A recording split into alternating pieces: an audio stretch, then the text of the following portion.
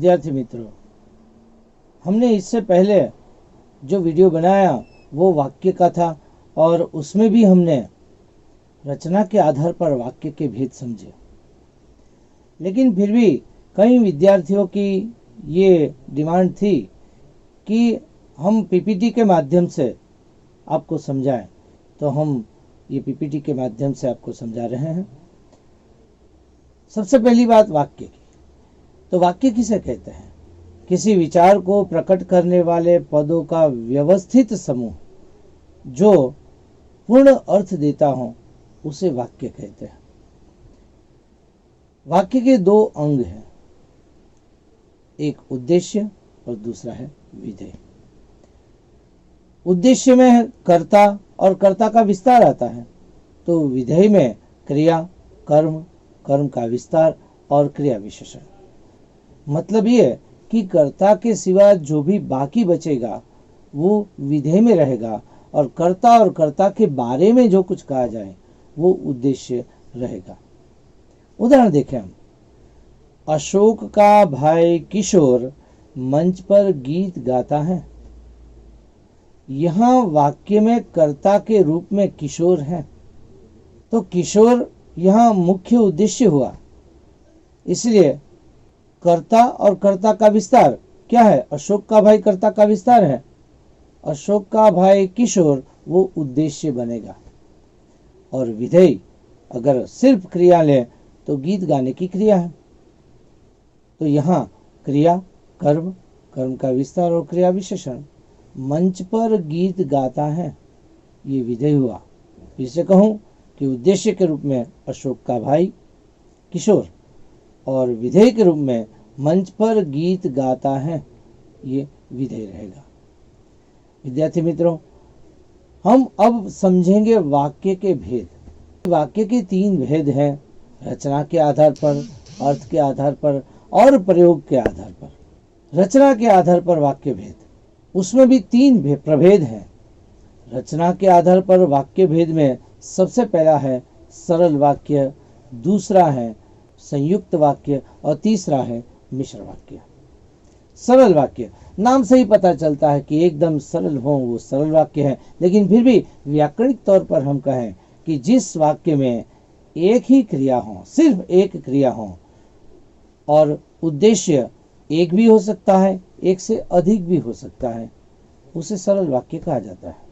हम उदाहरण दें कि राहुल लिखता है, यहाँ लिखने की एक ही क्रिया है और उद्देश्य के रूप में भी राहुल एक अकेला है। दूसरा उदाहरण देखें, राहुल और सोहन बैठे हैं, एक ही क्रिया है, बैठने की क्रिया, लेकिन उद्देश्य दो है, राहुल और सोहन। विद्यार्थी मित्रों, ये सरल वाक्य है। रचना के आधार पर वाक्य भेद का दूसरा प्रकार संयुक्त वाक्य।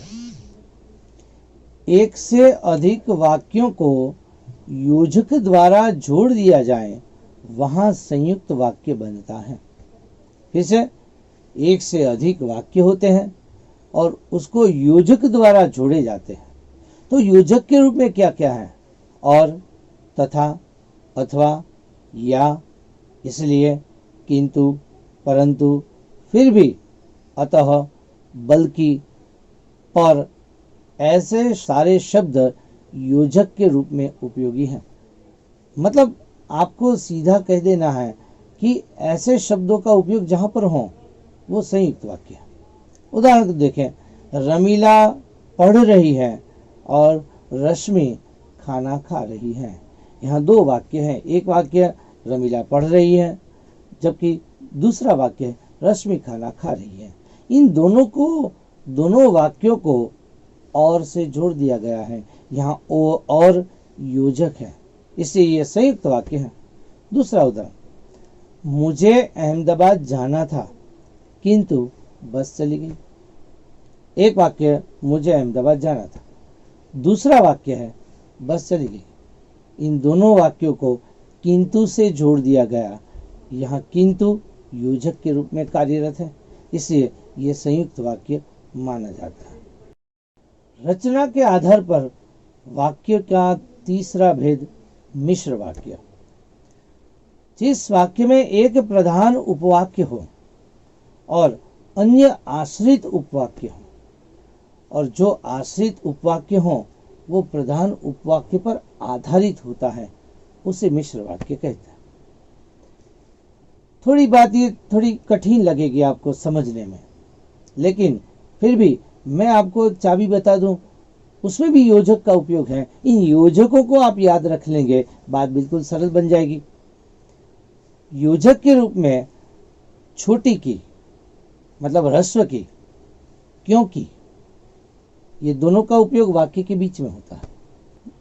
अगर, तो, जैसा, वैसा, जैसे कि, वैसे की, जिसकी, उसकी, यदि, तो, वही, जिसे, जिसे, उसे, जब तक, तब तक, जो, सो, जो, वह, ऐसे योजक युग्म होते हैं। एक शुरुआत में आता है वाक्य में और दूसरा वाक्य के बीच में आता है। हम उदाहरण देखें। अगर तुम मेहनत करोगे तो सफलता मिलेगी। अगर, तो, गांधी जी ने कहा कि सत्य ही ईश्वर है। छोटी की का उपयोग ह्रस्व की का उपयोग है। गांधी जी ने कहा कि, या कि मिश्रित वाक्य का योजक है। जैसे ही मैं घर से निकला बारिश शुरू हो गई। यहाँ वैसे ही बारिश शुरू हो गई ये भी कह सकते हैं, लेकिन अगर वैसे ही कभी कभी न लिखा हो परीक्षा में तो कोमा किया है, जैसे ही मैं घर से निकला वैसे ही बारिश शुरू हो गई। विद्यार्थी मित्रों, यहाँ पर एक प्रधान उपवाक्य होता है और दूसरा आश्रित उपवाक्य रहता है। हम कुछ और उदाहरण देखें। परीक्षा में कैसे पूछा जाता है इसकी भी बात कर ले। परीक्षा में आता है वाक्य परिवर्तन। परीक्षा में यह कहा जाता है कि सूचना के आधार पर वाक्य परिवर्तन कीजिए या वाक्य रूपांतरण कीजिए। मिश्र वाक्य अगर लें कि जैसे ही ट्रेन पहुंची वैसे ही लोग दौड़ने लगे, अगर इसका रूपांतरण सरल वाक्य में करना हो तो ट्रेन के पहुंचते ही लोग दौड़ने लगे। आप देख रहे हैं यहाँ जैसे ही वैसे ही को निकाल दिया। बिल्कुल आसान तरीका है। वाक्य का अर्थ नहीं बदलना चाहिए। एक बात ये ध्यान में रखने जैसी है। दूसरा उदाहरण ले, जो मेहनत करते हैं वही सफल होते हैं। यह भी मिश्र वाक्य है। जो, वही का उपयोग हुआ। इसको अगर सरल वाक्य में रूपांतरित करें तो मेहनत करने वाले सफल होते हैं। ठीक है। तीसरा उदाहरण है, जैसे ही वर्षा रुकी वैसे ही लोग घरों से निकल पड़े। इसको अगर सरल वाक्य में बना दे, वर्षा रुकते ही लोग घरों से निकल पड़े। यहाँ जैसे ही वैसे ही जो मिश्र वाक्य का योजक था उसे निकाल दिया। अब एक सरल वाक्य ले, उसका रूपांतरण हम मिश्र वाक्य में करें। चोरी करने वाला आदमी पकड़ा गया। इसका रूपांतरण हमें करना है मिश्र वाक्य में। जिस आदमी ने चोरी की वह पकड़ा गया। सीधी सी बात है। आप सरल वाक्य में देखेंगे इसमें कोई भी योजक नहीं है, लेकिन मिश्र वाक्य की प्रकृति के हिसाब से उसमें योजक जोड़ना है। जिस आदमी ने चोरी की वह पकड़ा गया। एक मिश्र वाक्य ले, जो योग्य होगा वही चुना जाएगा। उसको अगर सरल में रूपांतरित करें, योग्य व्यक्ति ही चुना जाएगा। इसका उत्तर यह रहेगा। अब हम संयुक्त वाक्य लें। अनिल ने पुलिस को देखा और वह भाग गया। यह वाक्य को और से जोड़ा है। इसका रूपांतरण अगर मिश्र वाक्य में करना हो तो जो ही अनिल ने पुलिस को देखा त्यों ही वह भाग गया। संयुक्त वाक्य ले दूसरा, कार्यक्रम समाप्त हुआ और हॉल खाली हो गया। इसका रूपांतरण मिश्र वाक्य में करें। जैसे ही कार्यक्रम समाप्त हुआ वैसे ही हॉल खाली हो गया। ठीक है। संयुक्त वाक्य लें, मुझे सब्जी खरीदनी थी इसलिए बाजार गया। फिर से, मुझे सब्जी खरीदनी थी इसलिए बाजार गया। अब यह मिश्र वाक्य में रूपांतरित करें, मैं बाजार गया था क्योंकि मुझे सब्जी खरीदनी थी। यहाँ देखिए विद्यार्थी मित्रों, क्योंकि का उपयोग किया और वो वाक्य के बीच में आता है। वह बीमार है इसलिए चिड़चिड़ा हो गया। अब आप तो समझ गए होंगे कि ये इसलिए का उपयोग किया, इससे संयुक्त वाक्य। इसका रूपांतरण हम सरल वाक्य में कर दें तो इसलिए निकाल देना पड़ेगा, वह बीमार होने के कारण चिड़चिड़ा हो गया है। एक सरल वाक्य है, वह मेरे समझने पर भी नहीं माना। इसका रूपांतरण संयुक्त वाक्य में करें तो मैंने बहुत समझाया पर वह नहीं माना।